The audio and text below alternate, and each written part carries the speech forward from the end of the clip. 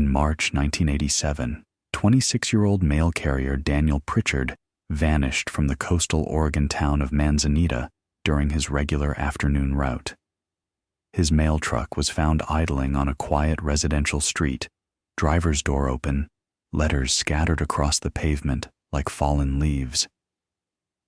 32 years later, in 2019, forensic genealogy traced DNA evidence from Daniel's jacket to someone who had been part of the search party that combed the beaches and forest trails looking for him.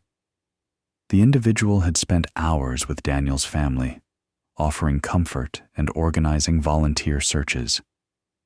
What investigators discovered about why this person killed Daniel and how long they had been watching him would force the entire community to re-examine every kind gesture made in the darkest days after his disappearance. If stories like Daniel's matter to you, if you believe every unsolved case deserves attention, please subscribe to this channel.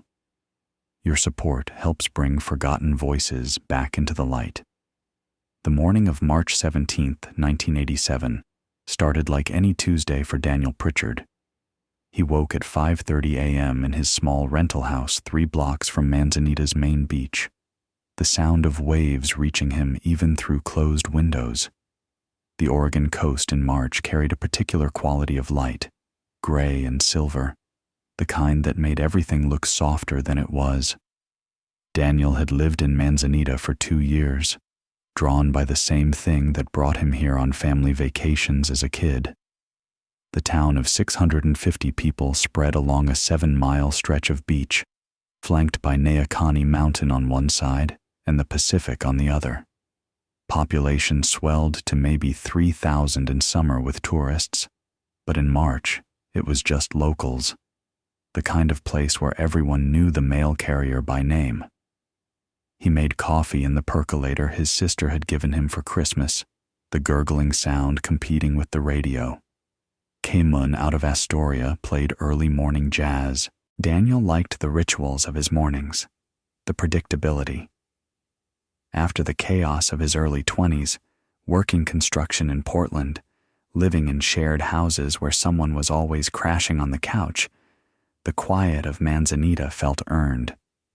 At 26, Daniel had the kind of face that made older women in town want to feed him, and younger women notice when he walked by.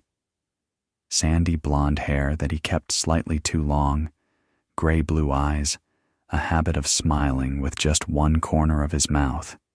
He wore Levi's and flannel shirts, always with the sleeves rolled to his elbows, even in March. His hands bore small scars from working on engines, from touching hot metal and sharp edges. The garage behind his rental house held his real passion: 3 vintage motorcycles in various states of restoration, a 1968 Triumph Bonneville that was nearly roadworthy, a 1972 Norton Commando that needed a new transmission, a 1965 BSA Lightning that he'd bought as a parts bike but couldn't resist trying to bring back to life. Neighbors got used to hearing him out there on weekends, the clink of tools, classic rock playing on a paint-splattered radio, the occasional muttered curse when something wouldn't cooperate. Daniel arrived at the Manzanita post office at 6:45 a.m. The building sat on Laneta Avenue, the town's main commercial street, a modest structure that had been there since 1947. Inside, the morning sorting was already underway. 3 carriers worked Manzanita's routes. Daniel had Route 2, which covered the residential neighborhoods east of the highway. "Morning, Danny." Postmaster Victor Chen looked up from the sorting table. Victor was 52, had run this office for 15 years. He knew every address in town without checking, could tell you who was on vacation by the held mail. "Morning, Vic." Daniel grabbed his canvas carrier bag from its hook. "Surf looks good today. You going out after work?" "If the light holds." Daniel surfed year-round, had a wetsuit that kept him warm enough in water that hovered around 48 degrees in March. The tourists who came in summer couldn't imagine it, but locals knew. March had some of the best waves. The sorting took 90 minutes. Mail came up from Tillamook, the county seat, in bins. Letters, magazines, the occasional package. Daniel's hands moved through the rhythm automatically, his mind already on the day. He had a date Friday night with Rebecca Torres, who taught 3rd grade at the elementary school. They'd been seeing each other for 3 months. Nothing serious yet, but Daniel felt the pull of it becoming something. She'd asked him to dinner at her place, said she wanted to cook for him. At 8:15 a.m., Daniel loaded his truck, a white Grumman LLV, the standard postal vehicle, boxy and utilitarian. The route took about 6 hours on a normal day, depending on how many people wanted to chat. Daniel didn't mind the conversations. Mrs. Kowalski on Beach Street always asked about his motorcycles. The Hendersons on Cedar Street usually had their golden retriever, Murphy, waiting by the mailbox for pets. Small interactions that added up to something like community. Daniel pulled out of the post office parking lot at 8:30 a.m., Route 2 sheet on his clipboard.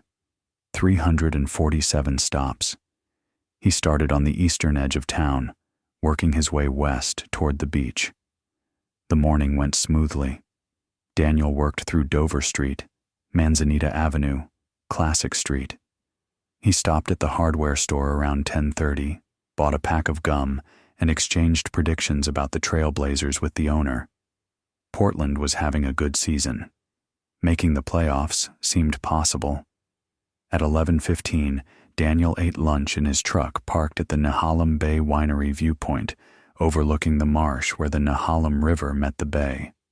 Ham sandwich from home, an apple, thermos of coffee. He watched a great blue heron working the shallows, that impossible patience birds have. Daniel had been thinking about calling his sister in Eugene. She'd just had her second kid, a boy named Marcus.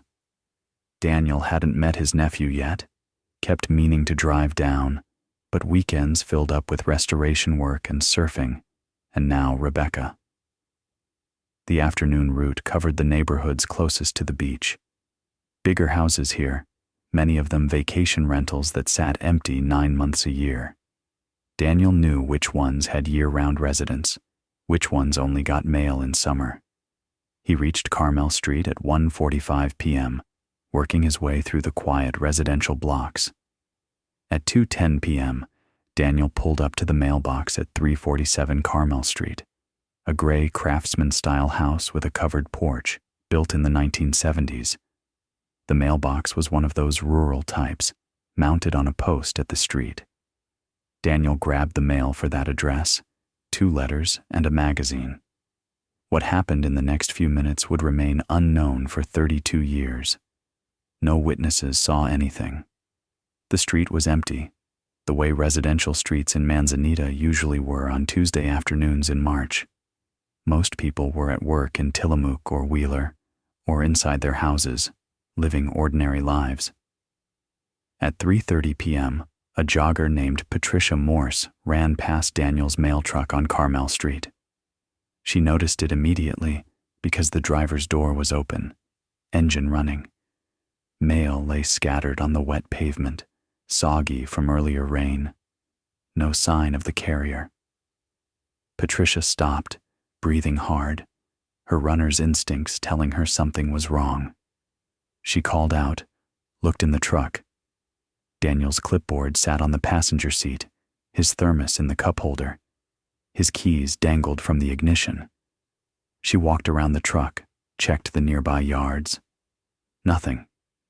The mailbox at 347 Carmel had its flag up, but the box was empty. Patricia ran to the nearest house where she knew someone was home, the Millers at 352 Carmel. She knocked hard, kept knocking until Judith Miller answered, annoyed until she saw Patricia's face. "Something's wrong," Patricia said. "The mail truck's just sitting there with the door open and nobody in it." Judith called the Tillamook County Sheriff's Office at 3:42 p.m. Deputy Frank Hastings arrived at 3:58 p.m., 16 minutes response time over the winding coastal highway from Tillamook. He was 41, had worked this area for 12 years, knew most people by sight if not by name. The scene struck him wrong immediately. The truck's position suggested Daniel had stopped at the mailbox, normal enough.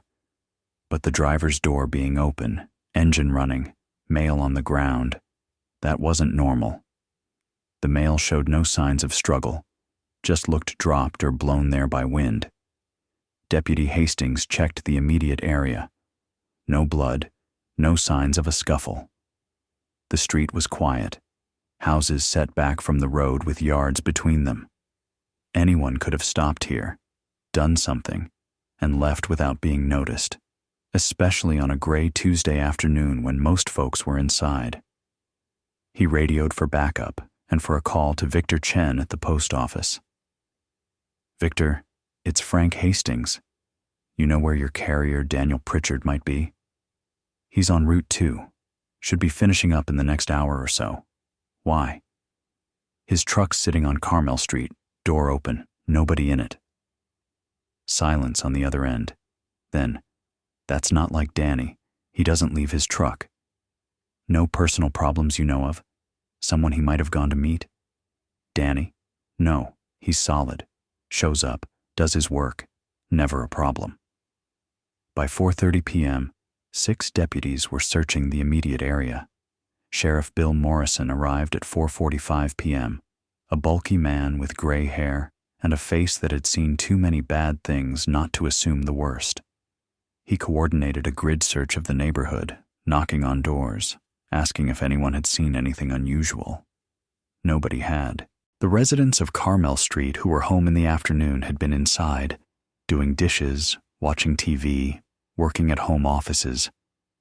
March weather wasn't the kind that invited people to work in their yards or sit on their porches. The gray craftsmen at 347 Carmel belonged to Howard and Margaret Shipley, both 68, retired teachers who'd moved to Manzanita in 1982. Deputies knocked on their door at 5 p.m. Howard answered, white-haired and grandfatherly, wearing cardigan sweater and reading glasses. "Is something wrong, officer?" "Do you know your mail carrier, Daniel Pritchard?" "Of course. Young man with the motorcycles, very polite." "Why?" "Did you see him today? Did you have any interaction with him?" "No, I've been inside all day. My wife's been in Tillamook, visiting her sister." "Is Danny all right?" Deputy Hastings explained the situation. Howard's face went through several expressions, confusion to concern to something like fear. "That's terrible. What can I do to help?" "Did you notice anyone around your property today? Any unfamiliar vehicles?" "No, but like I said, I've been in my study. I wouldn't necessarily notice." They took his statement, checked his property with his permission. Nothing seemed disturbed. The mailbox showed no signs of struggle. Inside the house, everything was normal. Howard was clearly shaken, kept asking what else he could do to help. By nightfall, search teams were combing the beach and the trails leading up into Neocani Mountain. The tide was coming in, washing away any potential tracks in the sand. The forest was dense with Sitka spruce and shore pine, decades of fallen needles making a soft carpet that held no footprints. Rebecca Torres heard about Daniel's disappearance at 6:30 p.m. when her neighbor called. She drove to the sheriff's command post they'd set up at the community center, her hands shaking on the wheel. This couldn't be happening. They had plans for Friday. Daniel was supposed to help her grade papers this weekend, had joked about his terrible handwriting making him perfect for deciphering third graders' essays. "We're doing everything we can," Sheriff Morrison told her. His voice had the careful gentleness of someone delivering bad news on installment. "We have every available deputy searching. We've called in help from Tillamook, from the Coast Guard. We'll find him." But Rebecca heard the thing he wasn't saying. In March, in Oregon, if someone was outside overnight, hypothermia became a factor. The temperature would drop to the low 40s. If Daniel was hurt, If he was unconscious somewhere, every hour mattered. Daniel's family arrived throughout the evening. His sister Sarah drove up from Eugene with her husband, leaving their kids with his parents. Daniel's mother and father came from Salem, his mother crying before she even got out of the car. His father, a quiet man who'd worked 30 years at a lumber mill, looked 10 years older than he had at Christmas. Who would hurt Danny? His mother kept asking. He doesn't have enemies. Everyone likes him. Victor Chen from the post office organized a civilian search party for First Light. Word spread through town the way it does in small places. Phone calls and knocked on doors and people stopping by neighbors' houses. By Wednesday morning, March 18th, more than 200 volunteers gathered at the community center. Howard Shipley was among the first to arrive. He stood with a group of other retirees, wearing hiking boots and a yellow rain slicker, ready to help. He sought out Daniel's family, introduced himself, apologized for not seeing anything useful. "Your son delivered our mail every day," Howard told Daniel's mother, Ellen. "Such a nice young man, always had a smile. My wife and we want to help find him." Ellen grabbed his hand, squeezing hard. Thank you for caring." The searches continued for days. Teams walked grid patterns through the forest. Divers checked the water where Nehalem Bay met the ocean. Coast Guard helicopters flew low over the beach and tree line. Every shed, every garage, every summer house that stood empty was checked. Sheriff's deputies interviewed everyone who lived within a mile of Carmel Street, taking statements, building timelines, finding nothing. Daniel's truck yielded minimal evidence. Fingerprints matched his own, and various postal workers from the office. No signs of struggle inside the vehicle. The scattered mail showed no prints other than his. The truck's position suggested a normal stop. The only odd detail was that the mailbox flag at 347 Carmel had been up, but the box was empty when deputies first checked it. Howard Shipley said he hadn't put any outgoing mail there that day. Rebecca Torres gave investigators what she could. Daniel had seemed happy recently, looking forward to their date Friday. No mention of being afraid of anyone or noticing anything unusual. His finances were clean, a small checking account, no debts beyond normal bills. His rental house showed no signs of disturbance. The landlord said Daniel always paid rent on time, never caused problems, was the kind of tenant you hoped for. The motorcycle restoration community, small but devoted, rallied around Daniel's disappearance. People who'd bought parts from him or traded technical advice reached out to investigators. All of them said the same thing. Daniel was knowledgeable, fair, never caused drama, loved the bikes more for the process of restoration than for riding them, had talked about maybe opening a small shop someday, doing restoration work full-time. By the end of March, the active search had to scale back. Sheriff Morrison kept 2 deputies assigned to follow leads, but the daily grid searches stopped. The horrible mathematics of limited resources applied. They'd searched everywhere logical, checked everything checkable. Daniel had simply vanished. The theories spread like water finding cracks. Maybe Daniel had seen something, interrupted a crime, been taken to prevent him from talking. Maybe someone from his past in Portland had found him, some grudge from his construction days. Maybe he'd had a secret life, gambling debts or drug problems that his family and friends didn't know about. The theories became wilder as weeks passed without answers. Alien abduction got mentioned at the local diner, only half joking. Howard Shipley remained one of the most visible volunteers in the ongoing search efforts. He organized a reward fund, contributed the first $1,000 himself. He kept in regular contact with Daniel's family, calling Ellen Pritchard weekly to see if there was any news, offering whatever comfort he could. Other volunteers eventually drifted back to their regular lives, but Howard maintained his commitment. He attended every community meeting about the case, every candlelight vigil. He spoke at the one-month memorial service at the Methodist Church, reading a poem about hope and perseverance that brought many to tears. "I didn't know Daniel well," Howard said from the pulpit, his voice shaking with emotion. "But I knew him as our mail carrier. I knew him as a young man with a future, with plans, with people who loved him. His disappearance has devastated our community. We cannot give up. We cannot forget. We owe it to Daniel and to his family to keep searching until we find answers."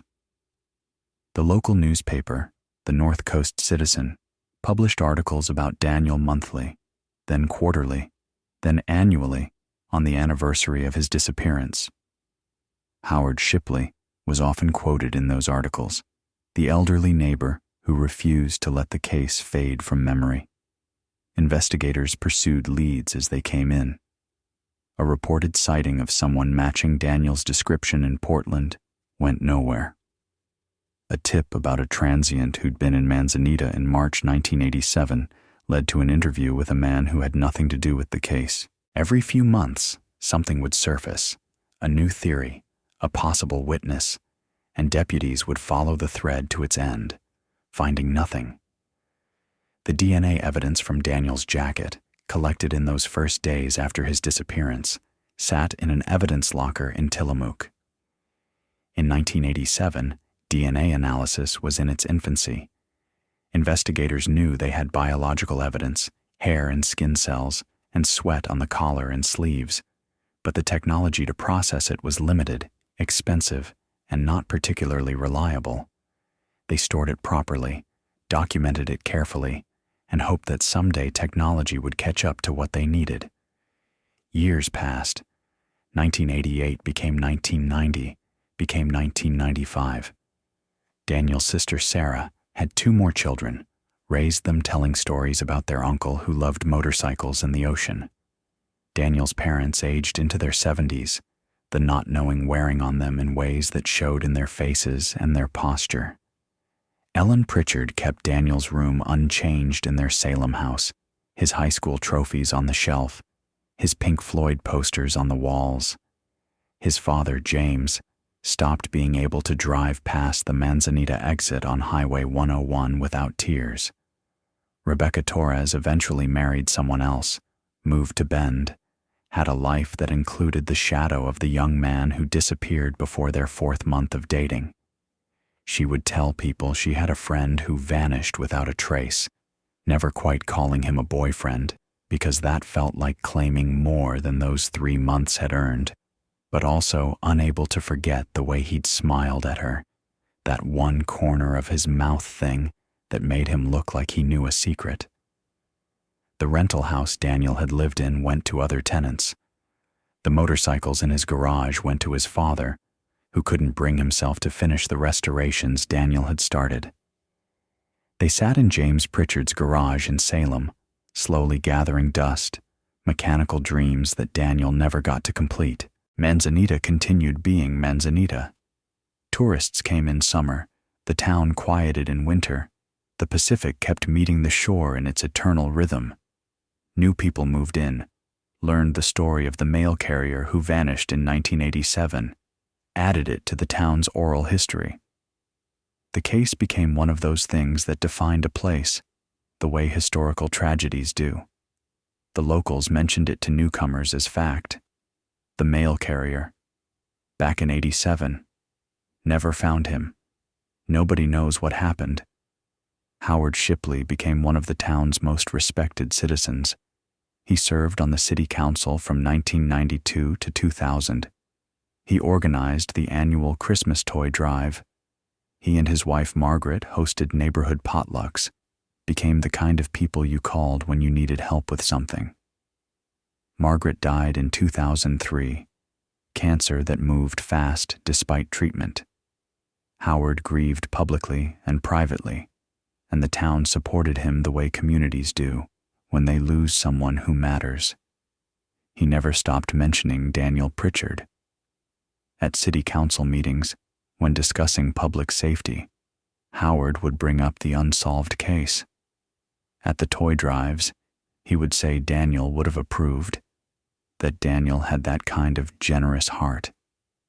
Howard kept the story alive in ways that looked like devotion to justice, looked like an old man who cared deeply about his community and about seeing wrongs made right. In 2012, Tillamook County Sheriff's Office created a cold case unit, 2 detectives assigned to review unsolved crimes. Daniel's case was among the first they examined. They re-interviewed people who were still alive and findable. They reviewed all the evidence. They had the DNA evidence retested using modern techniques, got a profile that could be entered into CODIS, the FBI's combined DNA index system. No matches. Whoever left their DNA on Daniel's jacket wasn't in the criminal database. Detective Lisa Moreno, who headed the cold case unit, met with Daniel's family in 2013. Ellen and James Pritchard were in their 80s by then, fragile in the way people become when grief has lived in their bones for decades. Sarah came with them, 50 years old, gray starting in her dark hair. "We haven't forgotten Daniel," Detective Moreno told them. "Technology keeps improving. We have DNA evidence. Someday, that might be the key." Ellen held James's hand, both of them sitting in the conference room at the sheriff's office, and asked the question they'd been asking for 26 years. "Do you think you'll find him?" Detective Moreno couldn't promise.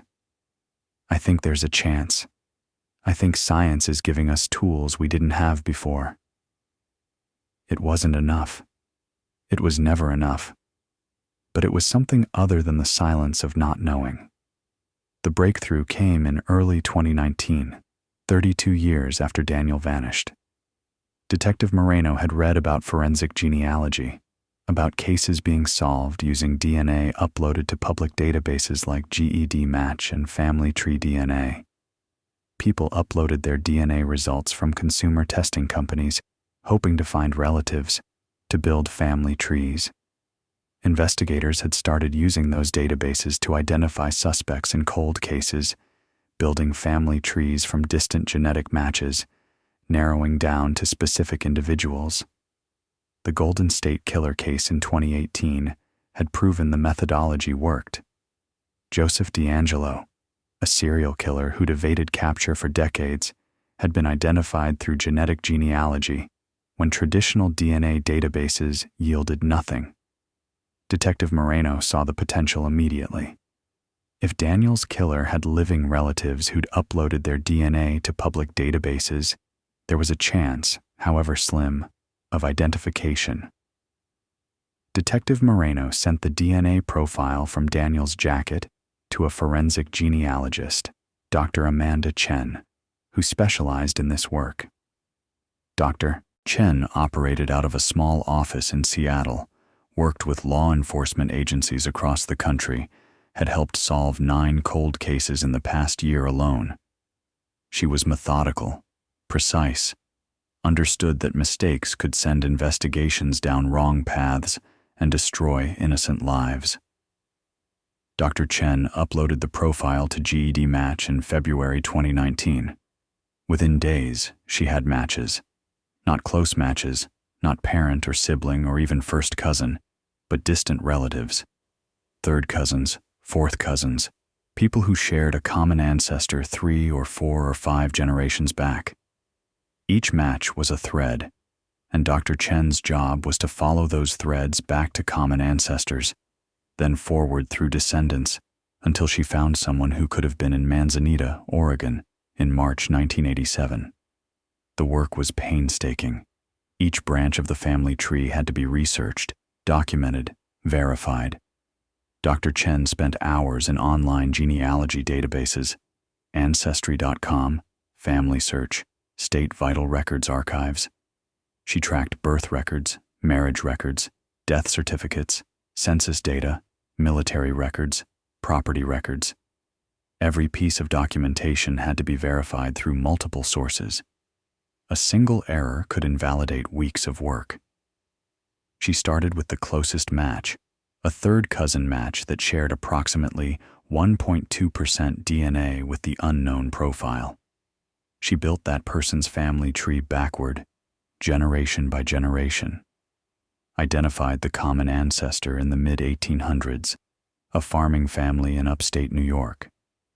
Then she built forward, tracking all descendants of that common ancestor. It created a tree with hundreds of branches, thousands of people. But most of those people could be eliminated immediately. Wrong age in 1987, or wrong gender if the profile indicated male. Wrong geographic location, living in other states or countries. Dead before 1987 or born after.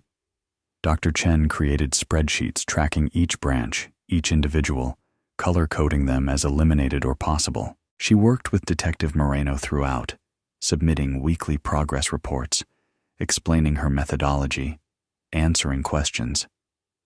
Moreno learned more about genealogy in those weeks than she'd ever wanted to know. How DNA segments passed down through generations. How recombination worked. How cousin relationships could be calculated through centimorgans of shared DNA. It was complex science simplified to the point where investigation could use it, but the underlying mathematics remained intimidating. In March 2019, Dr. Chen had narrowed it to a family cluster in Oregon and Washington. Multiple branches of the same family had migrated to the Pacific Northwest in the early 1900s. She focused her research on those branches, building detailed trees of everyone who'd been in the region in the 1980s. By early April, she'd isolated 3 brothers born in the 1940s in Portland. The family name was Shipley. Robert Shipley, born 1941, died 1978 in a car accident. James Shipley, born 1944, moved to Phoenix in 1967 and lived there until his death in 2015. Howard Shipley, born 1919, worked as a teacher in Portland, retired in 1982, moved to Manzanita with his wife Margaret in 1982. Detective Moreno's hands shook when she read that part of the report. Someone who lived in Manzanita in 1987. She immediately pulled property records for Manzanita in 1987, found Howard and Margaret Shipley at 347 Carmel Street. The address made her go cold. That was the last confirmed stop on Daniel's route. That was where the mailbox flag had been up. That was Howard Shipley, the neighbor who'd been interviewed in the first days of the investigation. She had Dr. Chen continue the work, confirming and reconfirming, checking every branch, making absolutely certain. Dr. Chen spent another 2 weeks verifying. She checked obituaries to confirm Robert's death. She verified James's residence in Phoenix through property records and obituaries. She verified Howard's career as a teacher through school records and retirement documents. She verified his move to Manzanita through property purchase records. Everything checked out. The DNA on Daniel's jacket came from someone in this specific family line, and only one person in that line had been in Manzanita at the right time. Howard Edward Shipley. Dr. Chen's final report, submitted to Detective Moreno on April 15, 2019, was 43 pages long. It included the complete family tree going back 6 generations, documentation for every individual, probability calculations for the DNA matches, and a detailed explanation of why Howard Shipley was the only possible source of the DNA found on Daniel's jacket. Detective Moreno sat in her office, reading the name again and again, feeling something cold settle in her chest. She pulled the original case files, went through every report. Howard Shipley had been one of the first people interviewed. He'd claimed to be home all day on March 17, 1987. His wife had been in Tillamook visiting her sister, verified by the sister. The house showed no signs of disturbance. Howard had seemed shocked by Daniel's disappearance, had immediately offered to help in any way possible. But the mailbox at 347 Carmel had its flag up. and the box had been empty when deputies checked it. Howard said he hadn't put outgoing mail there that day, but someone had. Someone had raised that flag, creating a reason for Daniel to stop, to get out of his truck, to walk to the mailbox. And then Daniel was gone. Detective Moreno called Detective Ray Fuentes, her partner in the cold case unit. "I need you to look at something. I need you to tell me I'm not crazy." They spent 2 days going through everything again. Background checks on Howard Shipley, his life before Manzanita, his work history, his financial records, his marriage history, any criminal record, anything that might explain or contextualize what the DNA evidence was telling them. What they found made the case more complicated, not simpler. Howard had been a teacher in Portland from 1965 to 1982, 17 years teaching high school English at Lincoln High School. His personnel file showed positive evaluations, no disciplinary actions. Former colleagues they contacted remembered him as competent, if somewhat reserved. Students remembered him as fair, if not particularly inspiring. He'd coached debate for several years, had been faculty advisor for the school newspaper. Nothing suggested violence or inappropriate behavior. Howard's marriage to Margaret had lasted 55 years, ending with her death in 2003. By all accounts, it had been stable. No domestic violence reports, no indication of affairs or scandals.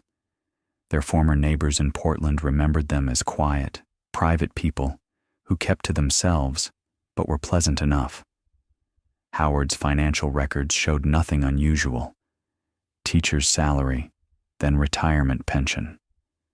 He and Margaret had saved carefully, bought the house in Manzanita with proceeds from selling their Portland home. No large, unexplained expenditures. No evidence of gambling or substance abuse. He paid his taxes, paid his bills, lived within his means. There was simply nothing in Howard Shipley's documented life that suggested he was capable of murder. No violence, no criminal history, no red flags, which made the DNA evidence all the more jarring. "So what's the motive?" Fuentes asked, sitting in the conference room surrounded by files and printouts. Why would a 68-year-old retired teacher with no criminal history, no history of violence, no apparent psychopathology, kill his mail carrier?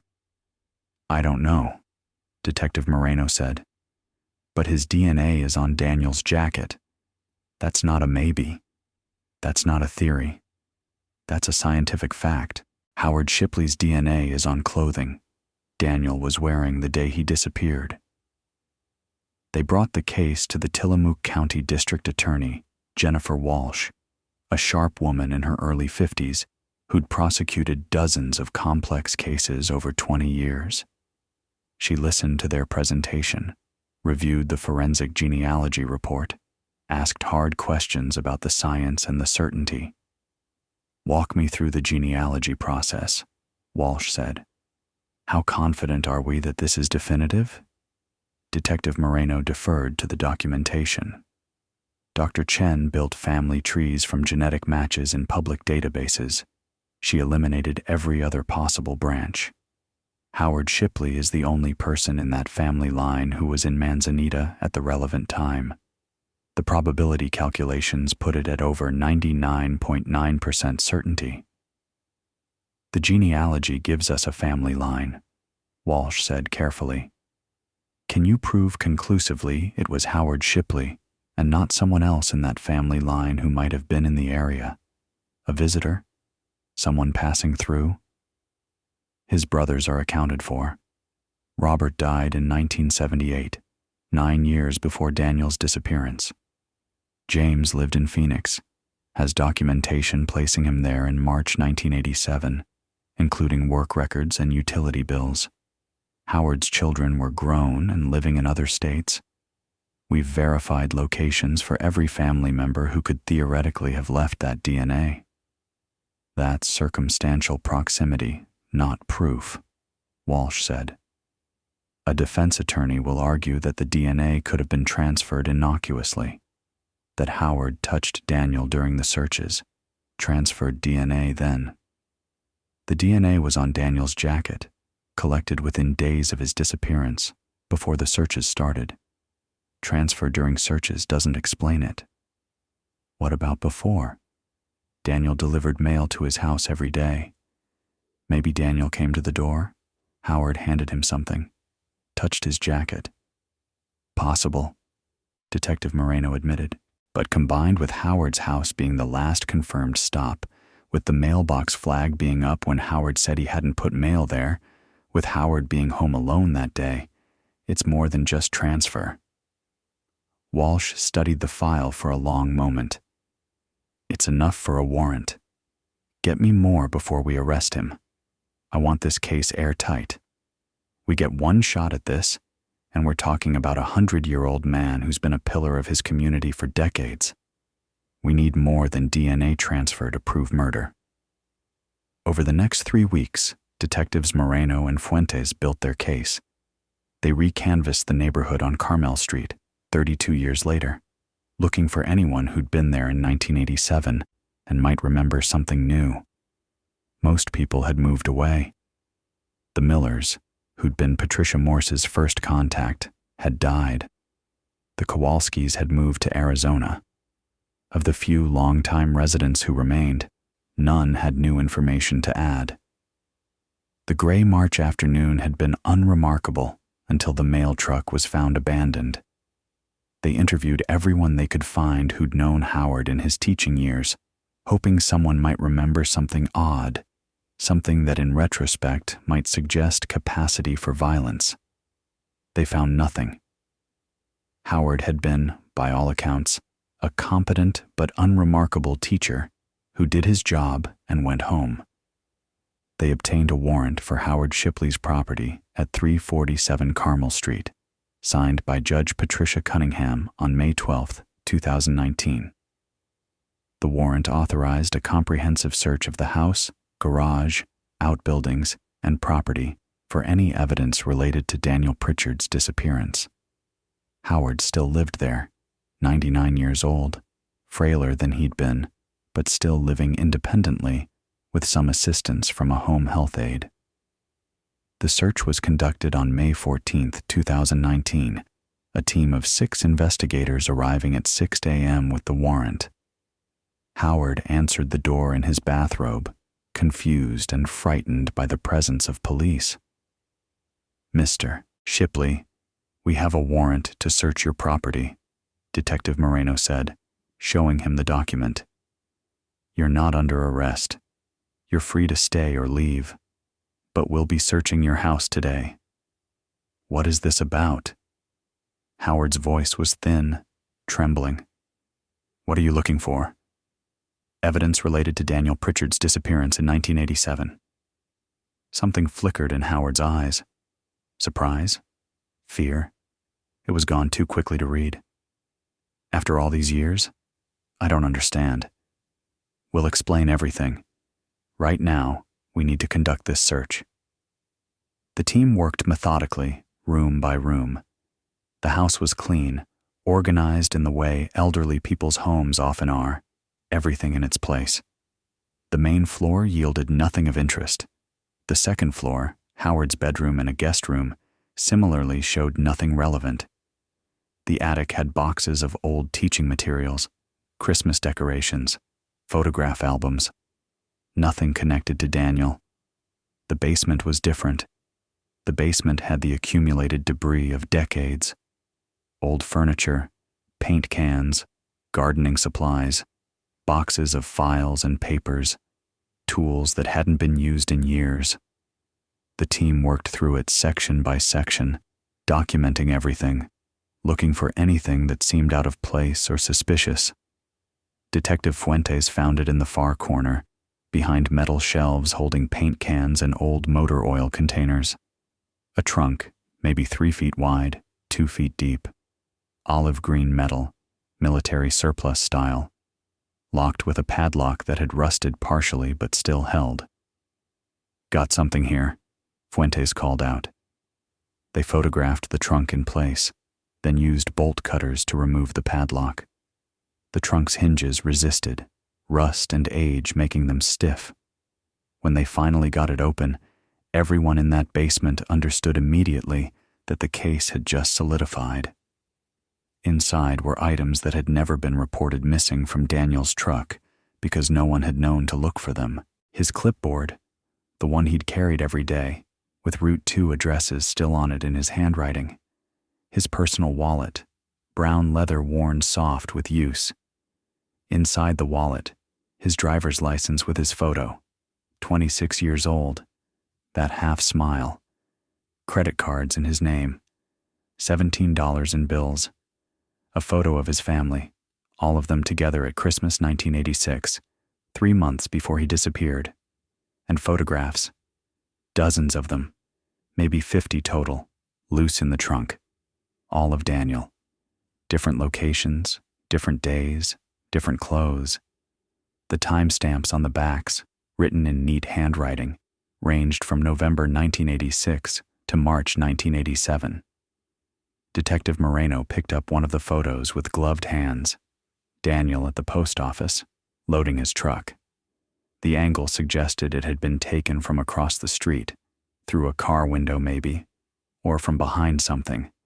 Surveillance photography, not casual snapshots.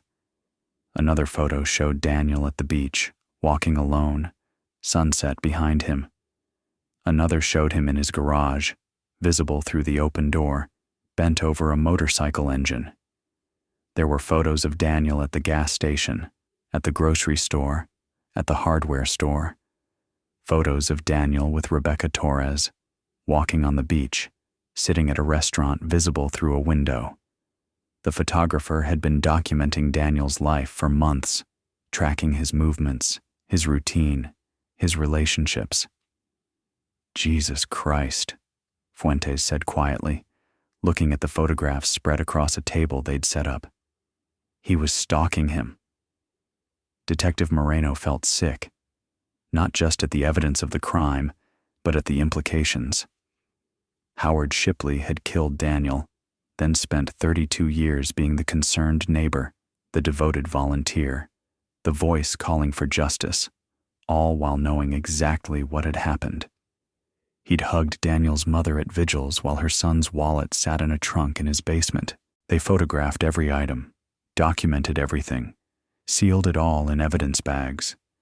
The trunk, the photographs, the wallet, the clipboard, all of it going to the evidence processing lab in Salem for further analysis.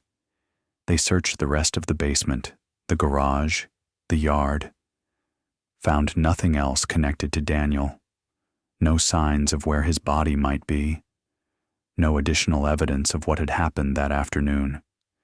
Just the trophy collection in the trunk. Proof that Howard had taken Daniel's life and then kept pieces of it to revisit whenever he wanted.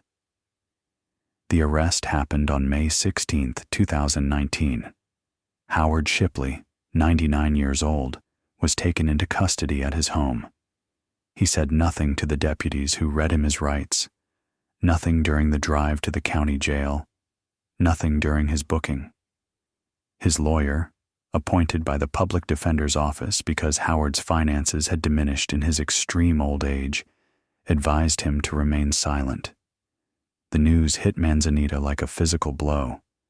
Howard Shipley, the devoted volunteer, the community pillar, the man who'd kept Daniel's memory alive for 32 years.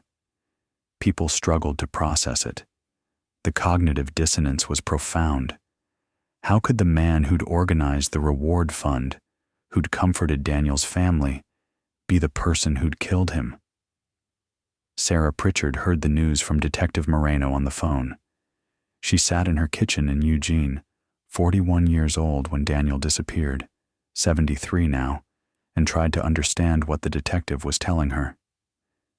"He was at the searches," Sarah said, her voice hollow. "He hugged my mother. He cried at the memorial service. I know.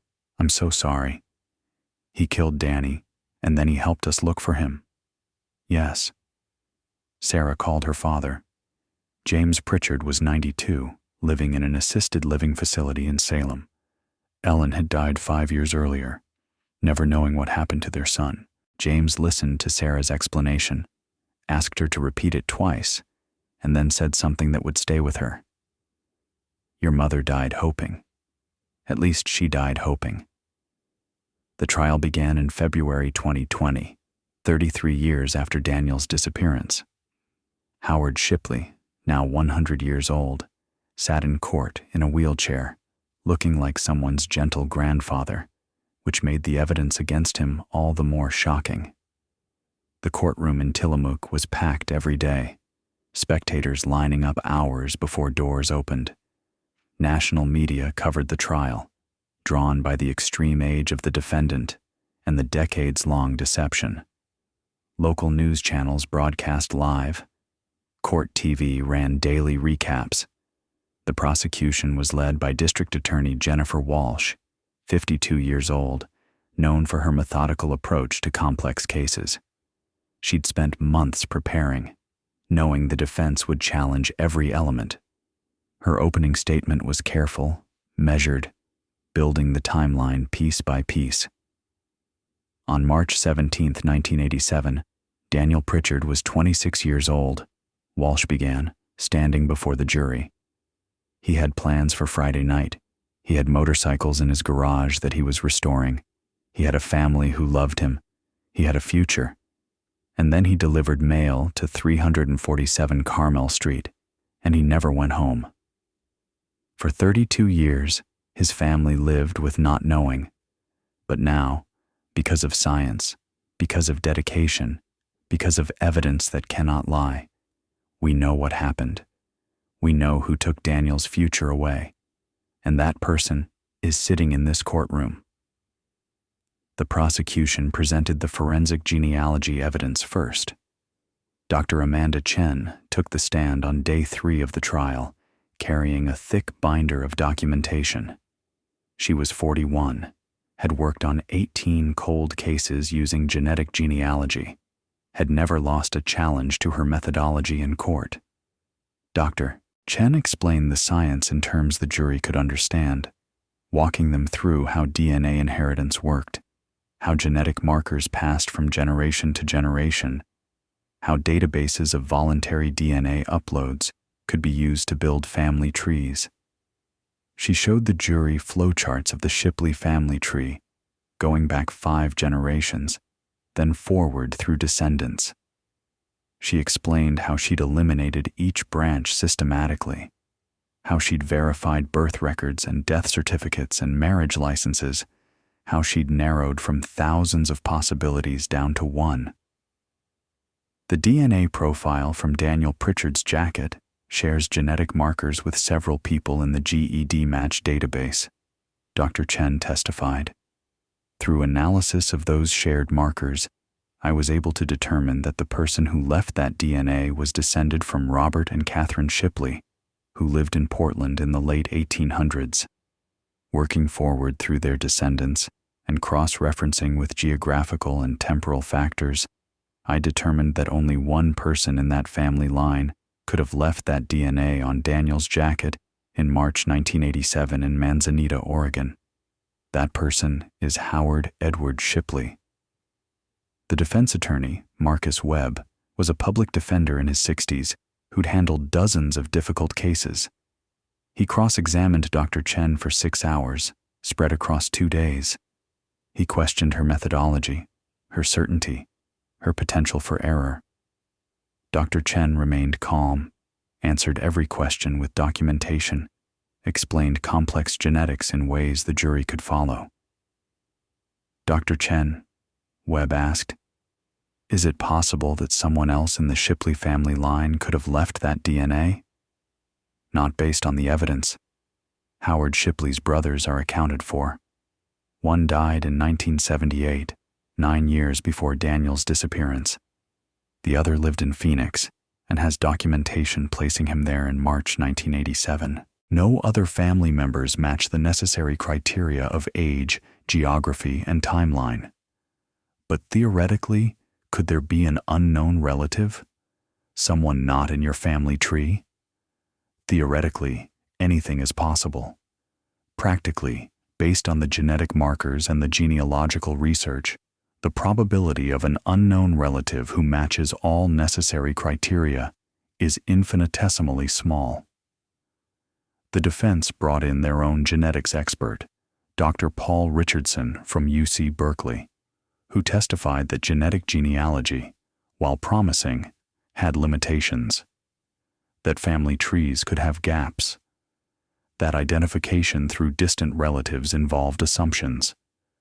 But under cross-examination, Dr. Richardson admitted that Dr. Chen's methodology was sound, that her documentation was thorough, and that absent new evidence, her conclusion was reasonable.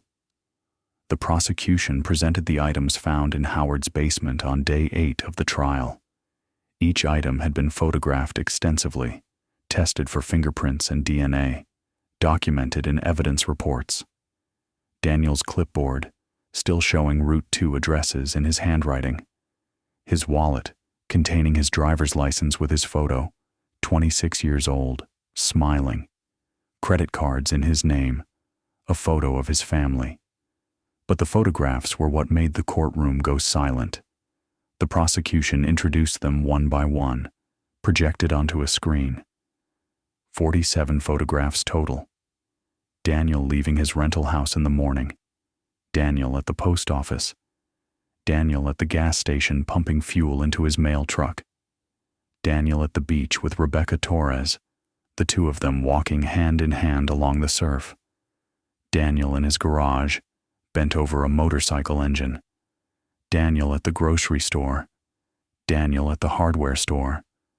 The timestamps on the backs of the photos, written in neat handwriting that a forensic document examiner would later confirm as Howard Shipley's, ranged from November 1986 to March 1987. 4 months of surveillance, 4 months of watching Daniel's life, documenting his routines, his locations, his relationships. These photographs, D.A. Walsh said, holding one up, represent an obsession. They represent someone who watched Daniel Pritchard for months, someone who knew his schedule, his habits, his places, someone who was waiting for an opportunity. The prosecution called Rebecca Torres on day 10. She was 58 now, gray in her dark hair, wearing a simple blue dress. She'd flown in from Bend, where she worked as a school principal. She testified about her relationship with Daniel, about his personality, his dreams, his plans. He wanted to open his own restoration shop someday, Rebecca said, her voice quiet but steady. He loved bringing things back to life. He'd talk about it on our dates, how satisfying it was to take something broken and make it work again. He was patient, kind. He always asked how my day was before talking about his own. D.A. Walsh showed Rebecca some of the photographs. Do you recognize these? Rebecca's hands shook looking at them. That's us. That's the beach. We went walking there in February, maybe 6 weeks before he disappeared. I remember that day. It was cold but sunny. We talked about maybe taking a trip to California in the summer. Did Daniel ever mention feeling watched? Feeling unsafe? No, never. He loved Manzanita. He felt at home there. The defense cross-examined gently, knowing how it would look to attack the victim's former girlfriend. Webb asked only a few questions, establishing that Daniel had no known enemies, no legal troubles, no debts, nothing that would suggest a reason for his disappearance beyond what the prosecution was alleging. The prosecution called Victor Chen, the former postmaster, on day 11. He was 84 now, retired for 20 years, but his memory of March 17, 1987 remained sharp. He described Daniel as reliable, professional, well-liked. He described the phone call from Deputy Hastings, the shock of learning Daniel's truck had been found abandoned. In your 30 years running that post office, D.A. Walsh asked, did you ever have another carrier just leave their truck and disappear? Never. Mail carriers don't do that. The truck, the mail, those are sacred trusts. You don't walk away from your route. You don't leave your truck running with the door open. Something bad had to have happened for Danny to leave that truck. The prosecution called several other witnesses who'd known Daniel. Co-workers from the post office, his landlord, friends from the motorcycle restoration community. Each painted the same picture of a young man with a future, with plans, with no reason to vanish voluntarily. On day 15, the prosecution called Patricia Morse, who'd been jogging and found the mail truck. She was 61 now, still living in Manzanita, still running. She described finding the truck, the immediate sense that something was wrong, the scattered mail, the open door. The engine was running, she testified. I could hear the radio playing. It felt like Daniel had just stepped away, like he'd be back any second. But he wasn't. And that feeling of wrongness, I've never forgotten it. The prosecution called several deputies who'd worked the original investigation. They testified about the search efforts, the interviews, the lack of evidence pointing to any specific suspect at the time. They testified about interviewing Howard Shipley in those first days, how he'd seemed shocked and eager to help, how nothing about his behavior raised suspicions.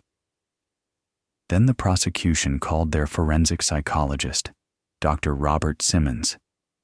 He was a clinical psychologist with specialization in criminal behavior, had consulted on over 200 criminal cases, taught at Stanford. He explained the psychology of killers who insert themselves into investigations, a phenomenon documented in criminology literature. It serves multiple purposes, Dr. Simmons explained. First, it allows the perpetrator to monitor the investigation, to know what evidence police have found, what leads they're pursuing. It's a form of self-preservation. Second, it provides a kind of psychological reward. The perpetrator gets to relive the crime vicariously by being close to the investigation, by hearing people talk about the victim, by experiencing the drama and attention. Third, it allows the perpetrator to hide in plain sight. By appearing helpful and concerned, they deflect suspicion.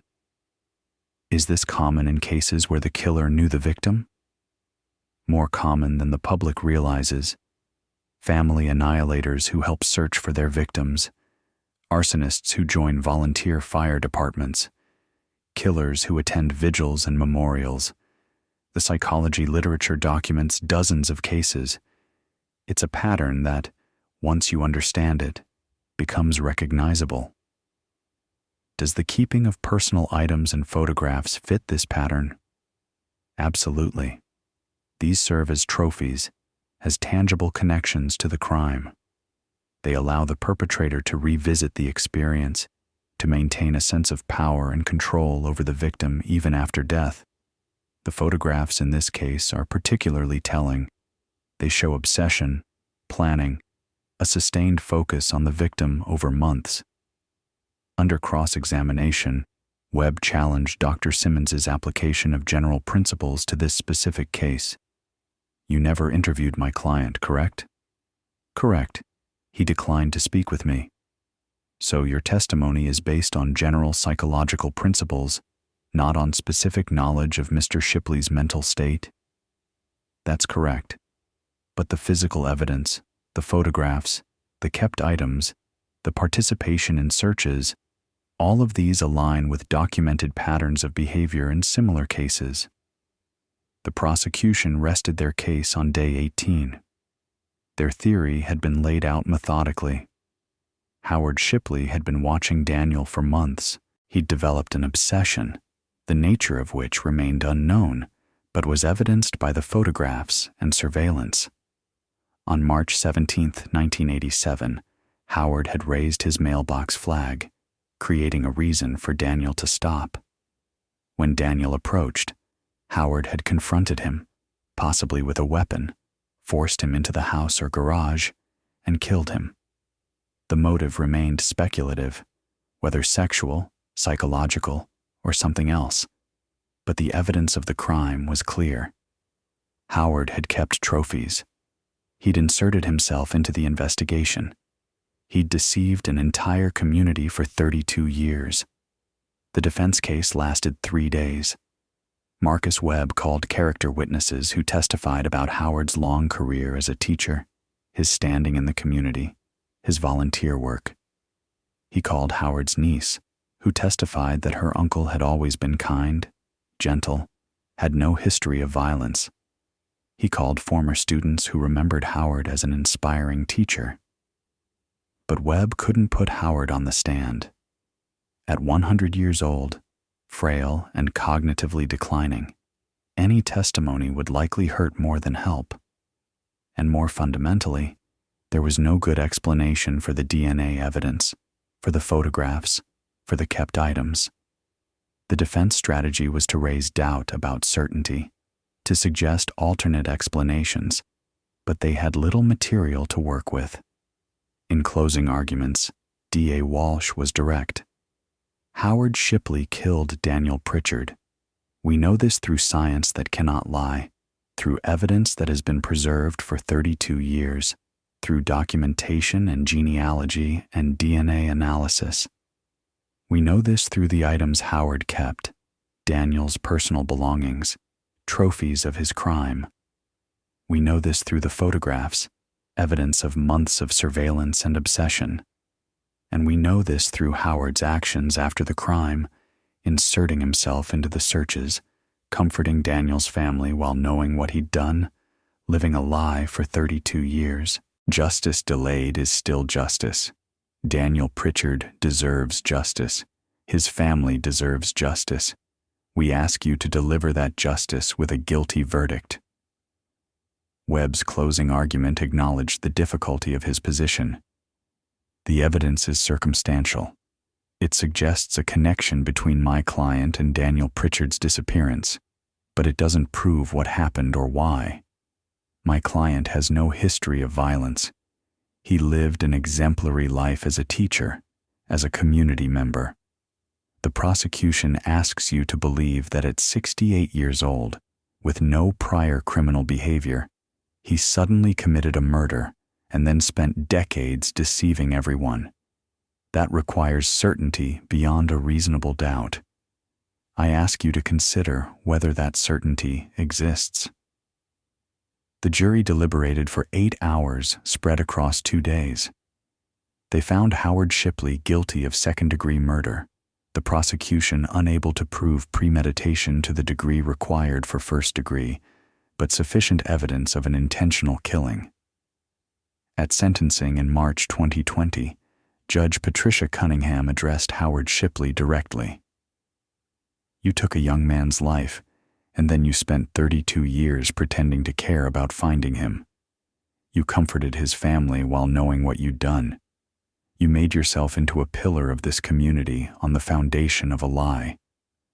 I find your actions to be among the most calculated and cruel I've encountered in 20 years on the bench. Judge Cunningham sentenced Howard to life in prison, effectively a symbolic sentence given his age, but it carried weight nonetheless. You will die in custody. You will not die in the community you deceived. Howard Shipley showed no reaction to the sentence. He'd remained expressionless throughout the trial, offered no explanation, no confession, no remorse. He was transferred to Oregon State Penitentiary, placed in a medical unit due to his age and frailty. He died there 11 months later, in February 2021, at the age of 101. He never explained why he killed Daniel Pritchard. Daniel's body was never found. Investigators believed Howard had disposed of it somewhere in the vast forests of the coastal range, or possibly in the ocean, where decades of waves and time had erased any trace. Without a confession, the exact location remained unknown. Sarah Pritchard said she'd made peace with that, as much as anyone could make peace with such things. We know what happened now. We know who did it. That's more than we've had for 33 years. The house at 347 Carmel Street was sold after Howard's conviction, the proceeds going to his few remaining relatives. The new owners knew the history, had bought it despite the dark weight of what happened there. They painted it blue, planted new gardens, tried to give it a different story. Manzanita processed the revelation the way small towns do, with a mixture of shock and a slow rewiring of memory. People who'd known Howard Shipley for decades had to reconcile the man they'd thought they knew with what he'd actually been. Some couldn't do it, insisted there must be some mistake. Others looked back and wondered if there had been signs, small things they'd dismissed or explained away. The nature of hindsight made it impossible to know. The reward fund Howard had started in 1987, which had grown to over $15,000 over the years, was given to Daniel's family. Sarah used it to establish a small scholarship at the community college in Tillamook for students studying mechanics or engineering. She named it after her brother, the Daniel Pritchard Memorial Scholarship. Students receiving it would never know Daniel, but they'd know someone had loved him enough to want his name to mean something beyond the way he died. Rebecca Torres, hearing about the resolution, sent Sarah a letter. They'd never met, but Rebecca felt the need to reach out. She wrote about the 3 months she'd known Daniel, about his smile and his kindness, and the future they'd been starting to imagine. "I want you to know that in the time I knew him, Daniel was happy," she wrote. "He talked about his family often. He was proud of being your brother." Sarah kept the letter in a box with other mementos of Daniel, his high school yearbook, photos from family vacations to the coast when they were kids, the Pink Floyd posters from his bedroom, the few pieces of his life that remained.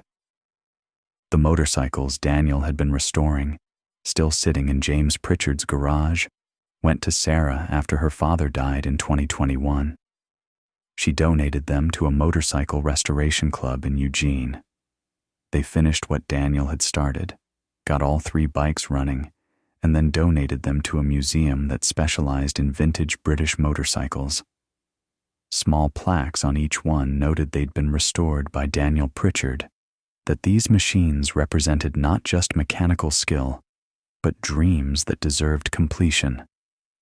The Pacific kept meeting the Oregon coast in its endless rhythm. Waves came in, waves went out, the cycle that predated human presence and would continue long after. Neahkani Mountain stood watch over Manzanita, the way it always had, ancient and patient. The mail still got delivered, by carriers who'd never known Daniel, but who knew his story, who knew that once one of their own had vanished during an ordinary Tuesday route. In true crime communities online, Daniel's case became a teaching example of how forensic genealogy could solve decades-old crimes. Web sleuths and Reddit threads analyzed the details, marveled at the cruelty of Howard Shipley inserting himself into the searches. Some focused on the investigative triumph. Others focused on the tragedy of a family that waited 33 years for answers. But for Sarah Pritchard, for the nieces and nephews who'd grown up hearing stories about Uncle Danny, for the small community of people who remembered Daniel as a person rather than a case number, the resolution brought something more nuanced than closure. It brought knowledge, which was its own kind of relief. The not knowing had been its own special torture, the mind filling the void with endless possibilities, most of them worse than reality. Now they knew. It didn't make it better, but it made it something they could hold, something solid in the place where questions had been.